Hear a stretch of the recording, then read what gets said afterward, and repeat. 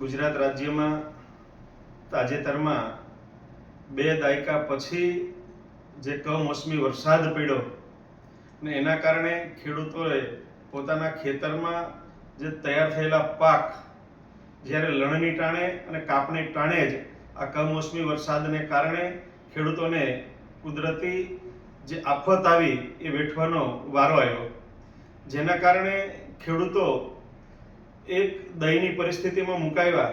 પણ ગુજરાતના તત્કાલીન મુખ્યમંત્રી અને દેશના યશસ્વી વડાપ્રધાન આદરણીય શ્રી નરેન્દ્રભાઈ મોદી સાહેબ ને એમની કેન્દ્રની સરકાર અને એમને જે ગુજરાતના માનનીય મુખ્યમંત્રી શ્રી ભૂપેન્દ્રભાઈ પટેલ સાહેબને જે સૂચના આપી અને રાજ્યના માનનીય મુખ્યમંત્રી શ્રી ભૂપેન્દ્રભાઈ પટેલ સાહેબે ગમે તે વિપરીત પરિસ્થિતિની અંદર પણ એ ખેડૂતોની સાથે આ સરકાર ઊભી રહી છે. આવી પરિસ્થિતિમાં રાજ્યના માનનીય મુખ્યમંત્રી શ્રી ખુદ ખેડૂતોના ખેતરની વચ્ચે ગયા છે. રાજ્યના નાયબ મુખ્યમંત્રી શ્રી હર્ષભાઈ સંઘવી અને કૃષિ મંત્રી શ્રી જીતુભાઈ વાઘાણી તેમજ રાજ્યના કેબિનેટ મંત્રીઓ, રાજ્ય કક્ષાના મંત્રીઓ, તમામ મંત્રીઓ અલગ અલગ જિલ્લાઓમાં ખેડૂતોની વચ્ચે જઈ એ ખેડૂતોની જે આવી પડેલી જે વિપદા છે એને સાંભળી અને ખેડૂતોને જલ્દીથી રાજ્ય સરકાર તરફથી સહાય મળે એના માટે તમામે સરકારમાં યોગ્ય રજૂઆત કરી હતી. અને જેના કારણે રાજ્યના મૃદુ અને મક્કમ મુખ્યમંત્રી આદરણીય શ્રી ભૂપેન્દ્રભાઈ પટેલ સાહેબની સરકારે માનનીય શ્રી મુખ્યમંત્રી શ્રી ભૂપેન્દ્રભાઈ પટેલ સાહેબે ગુજરાતના ઇતિહાસમાં અત્યાર સુધીનું એક ઐતિહાસિક જે સહાય જે ખેડૂતોને કરવા માટે ₹10,000 કરોડનું સહાય પેકેજ જે જાહેર કર્યું, જેના કારણે આમ સમાજ અને ખેડૂતોમાં એક આનંદ અને હર્ષની લાગણી ફેલાઈ છે.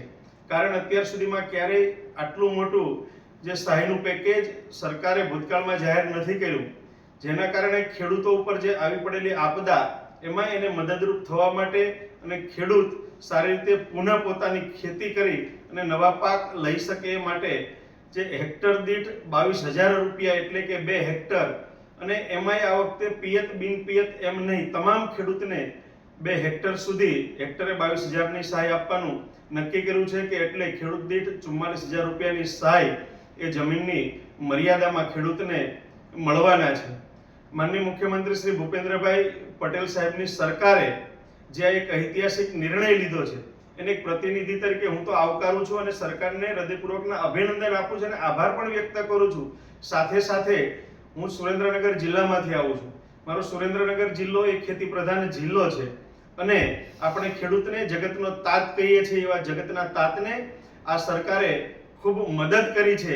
આ જિલ્લાના 2 લાખ કરતાં વધારે ખાતેદાર ખેડૂતોને આ સહાયનો લાભ મળવાનો છે અને સાથે સાથે જે 15,000 કરોડની જાહેરાત કરી અને ખેડૂતોનું જે મગફળી, સોયાબીન, મગ અને અડદની ખરીદી જે આવતીકાલ 9મી નવેમ્બરથી જ શરૂ કરવાની રાજ્ય સરકારે જે જાહેરાત કરી છે એને પણ હું આવકારું છું. એના ભાગરૂપે આ સુરેન્દ્રનગર જિલ્લામાં પણ 16,000 કરતાં વધારે ખેડૂતોએ મગફળી માટે રજીસ્ટ્રેશન કરાવ્યું છે. વર્તમાન સમયે બજારની અંદર 1 ક્વિન્ટલના એટલે કે 100 કિલોના 5,000 જેટલા મગફળીના ભાવ છે. પણ રાજ્ય સરકારે ₹7,263 જે ટેકાનો ભાવ જાહેર કરી અને એ મગફળીની 2500 કિલો સુધીની ખરીદી કરશે. એટલે કે ખેડૂતોને 1 ક્વિન્ટલે અંદાજિત ₹2,263 જેટલો સીધો ફાયદો થવાનો છે.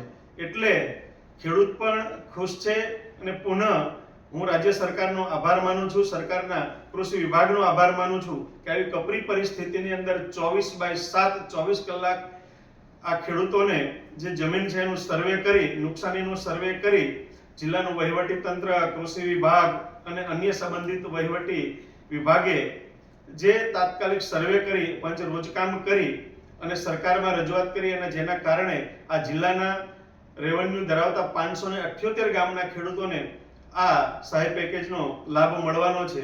પુનઃ સરકારને અભિનંદન સાથે આભાર.